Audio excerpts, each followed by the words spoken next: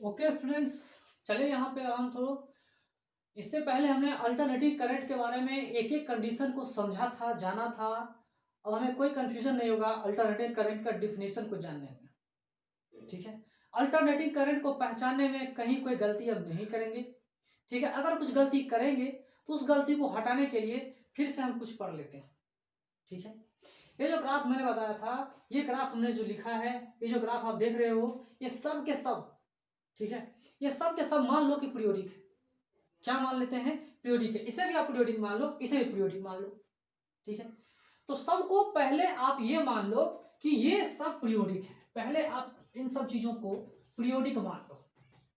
ठीक है, ये जो मोशन आप देख रही है, जो ग्राफ दिख रहा है ना, डैम्प्ड ऑसिलेटरी, ये मान लो पीरियोडिक है। ठीक है, ये मान लो पीरियोडिक है, ये मान लो पीरियोडिक है, तीनों पीरियोडिक है। तो क्या हम इसे अल्टरनेटिंग करंट कहेंगे? ये ऑसिलेटरी, डैम्प्ड ऑसिलेटरी है। इस तरह से डैम्प्ड ऑसिलेटरी में करंट जो है, करंट की वैल्यू या वोल्टेज की वैल्यू पहले बहुत बढ़ गई पॉजिटिव डायरेक्शन में, फिर निगेटिव डायरेक्शन में भी बढ़ रही है, फिर घट रही है, फिर अपोजिट डायरेक्शन में कुछ इस तरह से हो रही है। तो बताइए कि क्या कहानी होगी? क्या ये अल्टरनेटिंग करंट कह सकते हैं इसको? पहले आप ये बताओ कि क्या हम इसे अल्टरनेटिंग करंट कहेंगे, और नहीं कहेंगे तो क्यों नहीं कहेंगे? जबकि ये पीरियोडिक है, ये पीरियोडिक है। यहां से यहां जितना टाइम लग रहा है उतना ही टाइम यहां से यहां लग रहा है, यहां से यहां उतना ही टाइम लग रहा है। यहां से यहां करंट को आने में, वोल्टेज को आने में, या यहां से यहां तक करंट और वोल्टेज को आने में, या यहां से यहां तक करंट को आने में सेम टाइम लग रहा है। इसके बावजूद क्या इसे हम अल्टरनेटिंग करंट कहेंगे या नहीं कहेंगे? वो जरा सोच के बताइए। फिर यहां चलिए, यहां देखिए, करंट या वोल्टेज पहले यहां थी, पहले इनिशियल पॉइंट यहां पर थी, है ना? तो यहां पर होते होते फिर ये क्या कर और बढ़ रहा है, फिर उसके बाद घटते घटते घटते घटते यहां पे आ रहा है। ये जीरो लाइन है, ये जीरो लाइन है। फिर ये बढ़ रहा है, फिर ये घट रहा है, फिर ये बढ़ रहा है। लेकिन ये घट बढ़ जो रहा है ना, ये एक ही डायरेक्शन में बढ़ रहा है। पॉजिटिव साइन हमें यहाँ दिखे, ये पॉजिटिव साइन, ये पॉजिटिव साइन, ये पॉजिटिव साइन, एक ही डायरेक्शन में है। निगेटिव डायरेक्शन में कुछ भी नहीं है, निगेटिव डायरेक्शन में कुछ भी नहीं है। ये पॉजिटिव है ना, ये निगेटिव है, ये पॉजिटिव है, तो निगेटिव डायरेक्शन में कुछ भी मूवमेंट हो ही नहीं रही है, कुछ भी करंट है ही नहीं। ठीक है, तो आप ये बताओ, क्या पहले इसकी बात करते हैं, क्या ये अल्टरनेटिंग करंट कहलाएगा? अगर ये पीरियोडिक है तो इसे अल्टरनेटिंग करंट कहेंगे या नहीं कहेंगे? अगर कहेंगे तो क्यों कहेंगे, अगर नहीं कहेंगे तो क्यों नहीं कहेंगे? ठीक है, तो आपको डिफिनीशन याद होना चाहिए। पिछले वीडियो में अगर आपको डिफिनीशन याद नहीं है तो पिछले वीडियो में आप जाओ और डिफिनीशन इसका पढ़ो कि जो अल्टरनेटिंग करंट है या अल्टरनेटिंग वोल्टेज है, उसका डिफिनीशन मैंने क्या बताया था। पीरियोडिक तो होना ही चाहिए, मस्ट कंडीशन है, पीरियोडिक तो होना ही चाहिए, लेकिन उसके साथ साथ एम्पलीट्यूड भी कांस्टेंट होनी चाहिए। एम्पलीट्यूड कांस्टेंट होनी चाहिए। यहां देखिए एम्पलीट्यूड करंट और वोल्टेज का इतना, यहां देखिए इतना, यहां देखिए फिर इतना, यहां देखिए फिर इतना। ये क्या हो रहा है? ये जो आप ग्राफ देख रहे हो, क्या दिख रहा है आपको? एम्पलीट्यूड क्या हो रहा है यहां पे? एम्पलीट्यूड, यहां पे आप देखो, एम्पलीट्यूड, एम्पलीट्यूड की हम बात करें, ये आई नोट हो या वी नोट हो, ये क्या कर रहा है? ये घट रहा है या बढ़ रहा है? ये एम्पलीट्यूड जो है, maximum current, maximum current opposite direction, maximum current in negative direction, maximum current in next positive, maximum current in next opposite in direction. बताइए कि क्या एम्पलीट्यूड, एम्पलीट्यूड, यहाँ ट्यूड का स्पेलिंग गलत हो गया है ना, TUDE होगा। अब ये बताइए कि क्या इसमें एम्पलीट्यूड करंट का या वोल्टेज का घट रहा है या बढ़ रहा है? बताइए क्या हो रहा है? घट रहा है भाई। इतना लेंथ, फिर इतना लेंथ, फिर इतना और कम लेंथ, और इतना कम लेंथ। मतलब क्या हो रहा है कि इसकी एम्पलीट्यूड घट रही है। एम्पलीट्यूड घट रही है मतलब ये एसी करंट नहीं है, ये एसी करंट नहीं है। अगर ये एसी करंट होता तो इसकी एम्पलीट्यूड कांस्टेंट होती। ठीक है, इसकी क्या होती? एम्पलीट्यूड कांस्टेंट होती। लेकिन इसकी एम्पलीट्यूड कांस्टेंट नहीं होने की वजह से, एम्पलीट्यूड वेरिएबल होने की वजह से, ये एसी करंट नहीं है। ऐसा भी हो सकता है एम्पलीट्यूड कम होता, एम्पलीट्यूड कम होता, धीरे धीरे बढ़ता, धीरे धीरे बढ़ता, धीरे धीरे बढ़ता, तो भी ये एसी करंट नहीं कहलाता। ठीक है, बात को समझिए, तो भी एसी करंट नहीं कहलाता। और समझिए बात को, और इतना मैं तो मैंने आपको बता दिया, इतना मैंने बता दिया। अगर मान लो, ये दिख तो नहीं रहा, लेकिन मान लो अगर ये नॉन पीरियोडिक हो, नॉन पीरियोडिक हो और एम्पलीट्यूड कांस्टेंट हो, तो क्या वो एसी करंट कहलाएगा? ये बोलिए।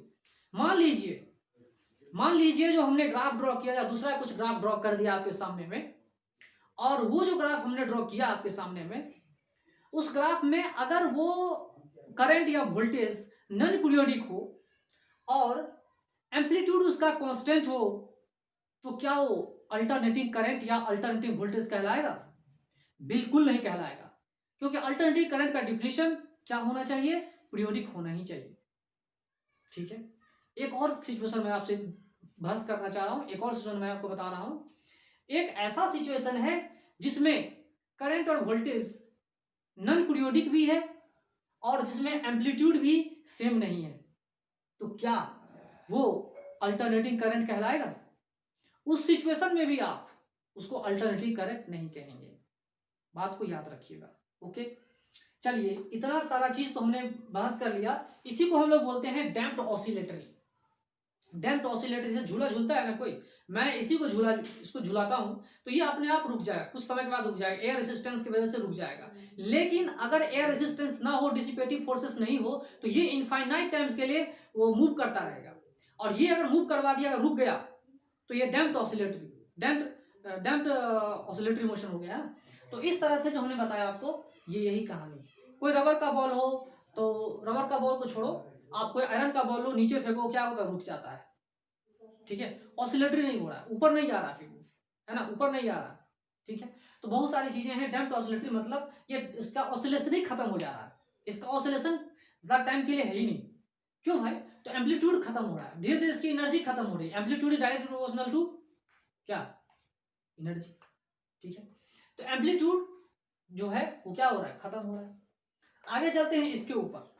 इसके ऊपर देखिए, एम्पलीट्यूड या मैग्नीट्यूड जो कुछ भी है इसको समझिए।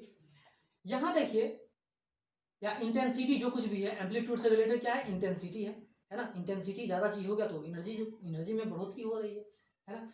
यहां देखिए कि ये सब पीरियोडिक हमने कंसिडर किया था पहले। पीरियोडिक ये भी था, ये भी था, ये भी था। जितना ग्राफ हमने ड्रॉ किया था सब पीरियोडिक था।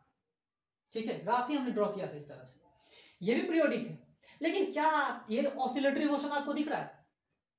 ये बिल्कुल ऑसिलेटरी है, दिख रहा है? बिल्कुल है।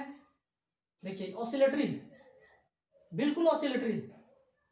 पीरियोडिक भी है, पीरियोडिक भी है, ऑसिलेटरी भी है। इसका एम्पलीट्यूड भी हमने क्या करा है, यहां पे कांस्टेंट रखा है।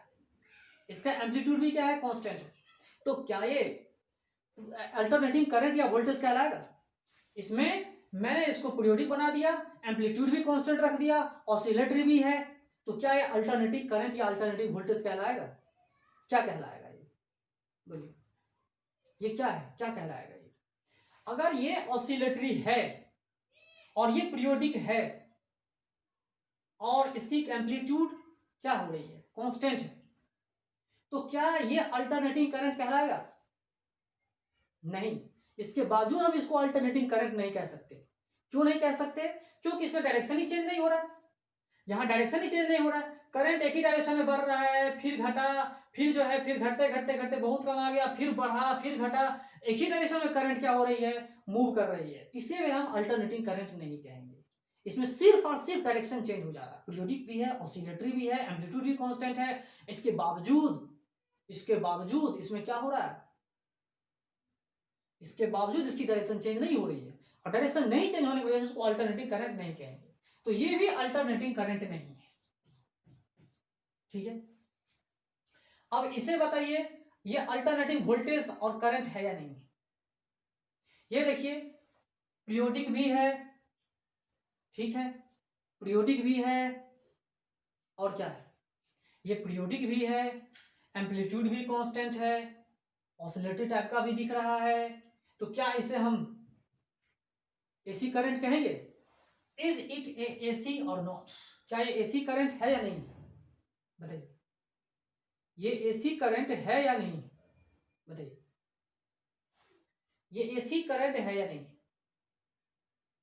ये एसी करंट नहीं है। क्यों नहीं है? इसमें भी डायरेक्शन क्या हो रहा है? कांस्टेंट है। इसमें भी डायरेक्शन कांस्टेंट, इसमें भी क्या है? Direction constant. इसमें भी डायरेक्शन क्या है? कांस्टेंट है, डायरेक्शन चेंज नहीं हो रही है। याद रखिएगा इस चीज को। इसमें भी डायरेक्शन वही का वही है, इसमें भी डायरेक्शन नहीं चेंज हो रही। इतनी बात समझ में आई। तो अल्टरनेटिंग करंट उसको हम नहीं कह सकते, इसको भी अल्टरनेटिंग करंट नहीं कहेंगे। ठीक है, चलिए आगे चलते हैं। For superposition of various sinusoidal alternating current और वोल्टेज, बहुत सारे अल्टरनेटिंग करंट हैं, साइनोसॉइडल अल्टरनेटिंग करंट हो या फिर बहुत सारे अल्टरनेटिंग करंट हो या फिर अल्टरनेटिंग वोल्टेज हो, उन सबको अगर ऐड करेंगे, सुपर इम्पोज करेंगे तो क्या होगा बताइए।